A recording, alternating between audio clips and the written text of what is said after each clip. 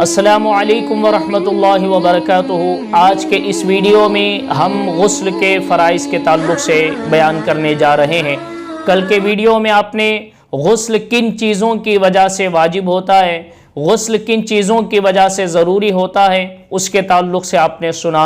जो नहीं सुना वो वहाँ सुन ले कि गुस्ल किन चीज़ों की वजह से वाजिब होता है। जब गुस्ल वाजिब हो जाता है, जब आदमी नापाक हो जाता है, तो फिर पाकी हासिल करने का, गुस्ल करने का तरीक़ा क्या है। जब तक कि हम गुस्ल के तरीक़े को सही अंदाज से अदा नहीं करेंगे, फ़राइज़ के साथ जब तक हम गुस्ल नहीं करेंगे, उस वक्त तक हम पाक नहीं हो सकते। देखो, जब तक गुस्ल नहीं होगा वज़ू नहीं हो सकता, चाहे 1000 बार सही वज़ू करें, लाख बार सही वज़ू करें। जब तक के गुस्ल के फ़राइज़ अदा नहीं होंगे, नापाक के नापाक रहेंगे और वज़ू हमारे चाहे 1000 बार सही करें, लेकिन वज़ू नहीं हो सकता। जब वज़ू नहीं तो हमारी नमाजें नहीं हो सकती। तो नमाजें वज़ू के साथ और वज़ू गुस्ल के साथ एक जुड़ी हुई चीज़ें हैं। तो गुस्ल हमारे लिए सबसे अहम है, क्योंकि हमारी हर इबादत गुस्ल के साथ जुड़ी हुई है, पाकी के साथ जुड़ी हुई है। गुस्ल में एक फ़राइज़ क्या है, तो आइए हम सुनते चलें। गुस्ल में 3 फ़र्ज़ हैं। कितने फ़र्ज़ हैं गुस्ल में? 3 फ़र्ज़ हैं। सबसे पहले कुल्ली करना, 3 मरतबा कुल्ली करना। इस तरह कुल्ली करना कि दांतों में कोई चीज़ फंसी रह गई खाने की वजह से, वो चीज़ दांतों से निकल जाए, इस तरह कुल्ली करना है। गरारा करें सबसे बेहतर है। तो 3 मरतबा सबसे पहले कुल्ली करना, ये फ़र्ज़ हैं। और दूसरा फ़र्ज़ नाक के नरम हड्डी तक पानी पहुंचाना है। नाक के नरम हड्डी तक पानी पहुंचाना, ये दूसरा फ़र्ज़ है गुस्ल का। और तीसरा फ़र्ज़ सर से लेकर के पैर तक इस तरह पानी बहाना कि एक एक हिस्सा भीग जाए, एक एक हिस्सा गीला हो जाए। अगर पानी हमने ऐसा बहाया कि कहीं भी अगर एक बाल के बराबर भी सूखी जगह रह गई तो गुस्ल नहीं हो सकता। तो आपको मालूम हुआ कि ये 3 वो फ़र्ज़ हैं।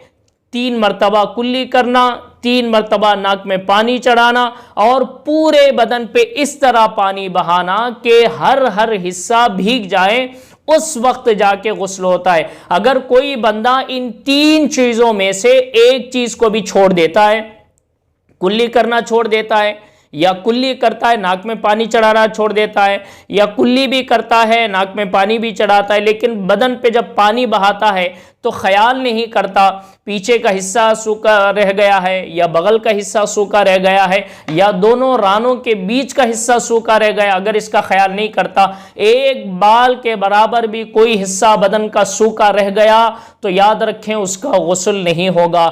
ये 3 चीज़ें गुस्ल में ज़रूरी हैं, फ़र्ज़ हैं। अगर इनमें से किसी चीज़ में कमी रह गई तो गुस्ल नहीं होता।